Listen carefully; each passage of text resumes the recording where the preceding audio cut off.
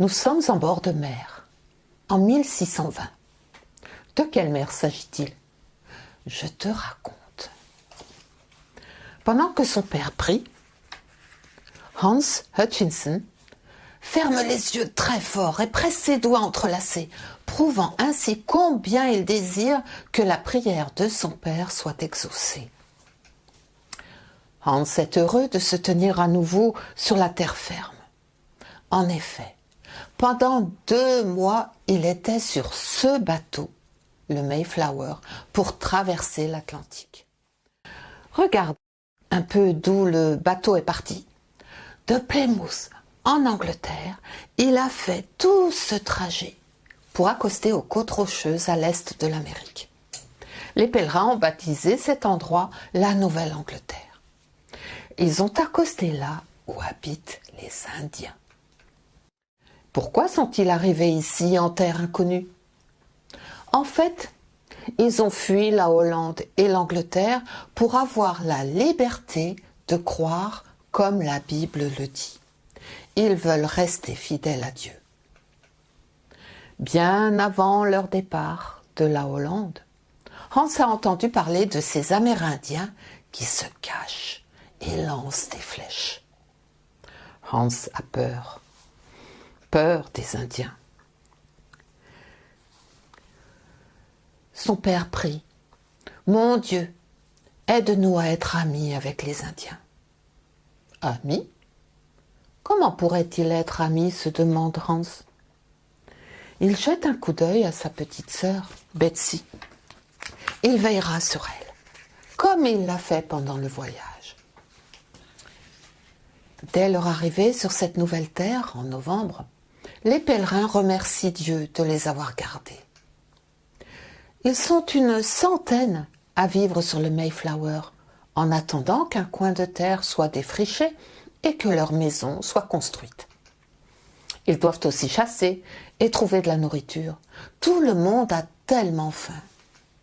L'hiver est là et la vie est très dure. Un jour, des hommes reviennent chargés de maïs. « D'où vient ce maïs ?» demande le père intrigué. « Nous avons remarqué un endroit ameubli, » répond l'un des hommes. « Nous avons creusé et trouvé ce maïs. »« Les Indiens doivent l'avoir stocké là, » remarque M. Hutchinson. « Ils en auront besoin. »« Mais nous en avons besoin maintenant ?» répond l'un de nous, « mourrons de faim. »« C'est du vol, » dit tristement M. Hutchinson. « Pas vraiment. Nous voulons être amis des Indiens, et dès que nous saurons à qui le maïs appartient, nous le leur paierons, » déclarent les hommes. M. Hutchinson secoue la tête. « Ce n'est pas juste. En fait, nous l'avons volé. Et Dieu dit, tu ne voleras pas. Les Indiens ne comprendront pas, ils seront en colère contre nous. Et nous pourrions avoir des ennuis. » Cet événement augmente les craintes de Hans. Le garçon accompagne souvent son père et il explore les alentours pour trouver des petites gâteries pour Betsy, comme des fraises sauvages ou des noix par exemple. Une fois les familles installées dans leur maison, Hans conduit Betsy à l'endroit où il a trouvé des fraises. La fillette rit en faisant la petite folle. Quelle joie! Soudain, une chose frappe Betsy.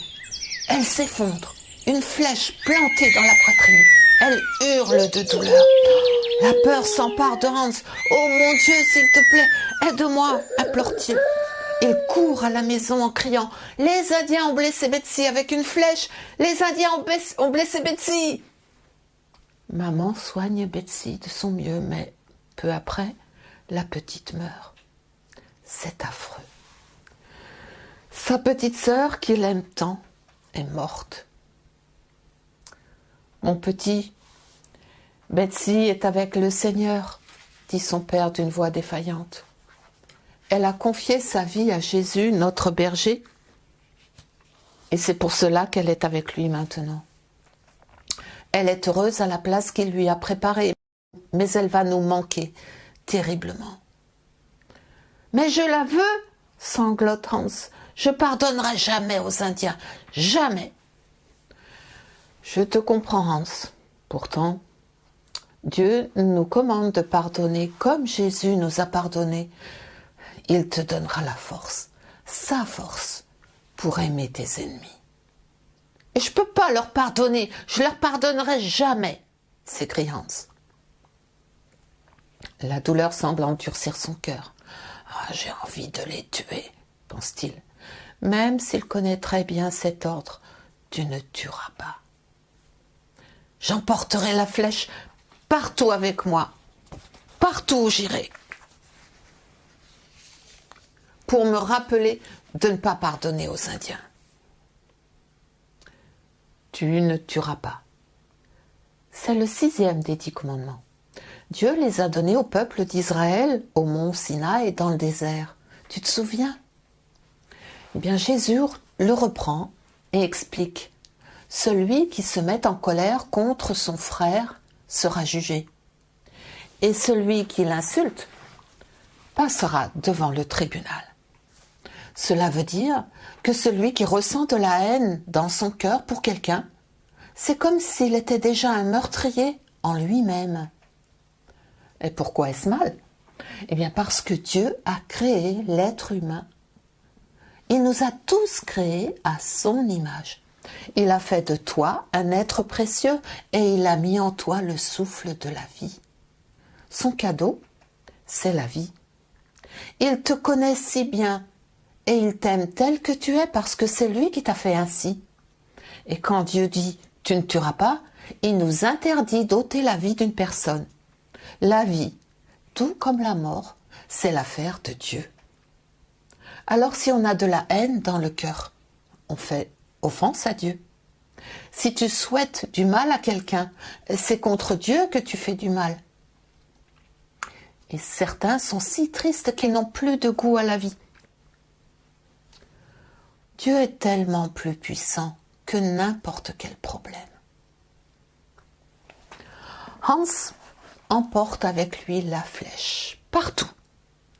Et pendant ce temps, quelques Indiens deviennent amis avec les colons. L'un d'entre eux, Squanto, leur montre comment fertiliser la terre pour récolter du beau maïs. L'astuce, tu le connais? Enterrer 2 morceaux de poisson avec la graine. Cela donnera de la nourriture à la plante, dit Squanto. Hans, lui, est bien malheureux avec la haine dans son cœur. Son père a raison. Le Seigneur doit être très triste. Il pense un moment à l'amour du Seigneur Jésus pour lui.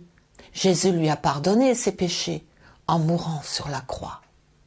Mais le souvenir du joyeux rire de Betsy, comme une clochette dans le vent, lui revient sans cesse. Il revoit l'affreuse flèche plantée dans la poitrine de sa sœur. Il ne pardonnera pas aux Indiens. La récolte est bonne. Le gouverneur, William Bradford, rassemble le camp et prend la parole. Dieu a été bon pour nous. Nous allons organiser une semaine d'action de grâce. Cela veut dire une fête pour dire merci à Dieu. Et nous inviterons les Indiens à y participer. C'est ainsi que, le premier jour de la cérémonie, Hans se cache pour surveiller la venue des Indiens. Il est bien persuadé qu'ils n'oseront pas venir. Il n'aime pas du tout cette idée.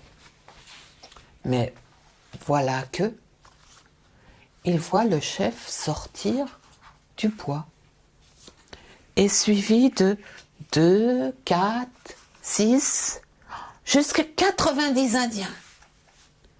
Comme il semble sympathique. Hans ne peut pas le croire. Il revient en trébuchant dans le chemin. Il est donc le seul à les haïr, le seul à être triste.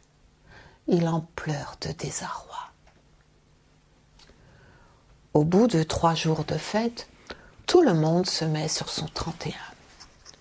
Le gouverneur Bradford a revêtu son costume avec un grand col blanc amidonné. Il a mis ses chaussures ornées de boucles d'argent. Il tient une grosse Bible. Squanto traduit la lecture aux Indiens. C'est alors que Hans entend ces paroles. Soyez bons les uns envers les autres, compatissants, vous pardonnant réciproquement comme Dieu vous a pardonné en Christ. Qu'est-ce que ça veut dire? Est-ce que tu comprends? Soyez bons les uns envers les autres, ça, tu comprends. Et compatissant. Eh bien, compatissant, ça veut dire que tu dois essayer de comprendre l'autre, te mettre à sa place, souffrir avec lui, le comprendre. Vous pardonnant réciproquement. Eh bien, réciproquement, ça veut dire, c'est comme dans un miroir. Je te pardonne et tu me pardonnes. Comme Dieu vous a pardonné en Christ. Hans ne se sent pas bien du tout dans son cœur. Tout se bouscule dans ses pensées. C'est sûr, ces paroles-là sont pour lui. Il se lève et court se réfugier précisément où Betsy a été tuée. Il tombe sur ses genoux dans un torrent de larmes. « Seigneur, j'ai du mal à pardonner aux Indiens. Aide-moi, s'il te plaît. Quand nous avons pris leur terre et leur maïs, ce devait être dur pour eux de nous pardonner. Et ils ont tué Betsy. Mon Dieu, je sais que j'ai péché contre toi avec la haine dans mon cœur. Je regrette, Seigneur. Amen. » Puis, Hans tire la flèche de sa poche et « Tu ne tueras point, pense-t-il en la cassant. » Et soudain, son cœur se remplit de joie. Il se sent tout léger et heureux d'être pardonné. Il va pouvoir annoncer cette bonne nouvelle à son papa. Et peut-être un jour la partager avec les Indiens. Maintenant, c'est une vraie fête d'action de grâce pour Hans aussi. Tu ne tueras pas. C'est un commandement facile à mémoriser, n'est-ce pas? Mais combien important. Qu'en penses-tu? À bientôt.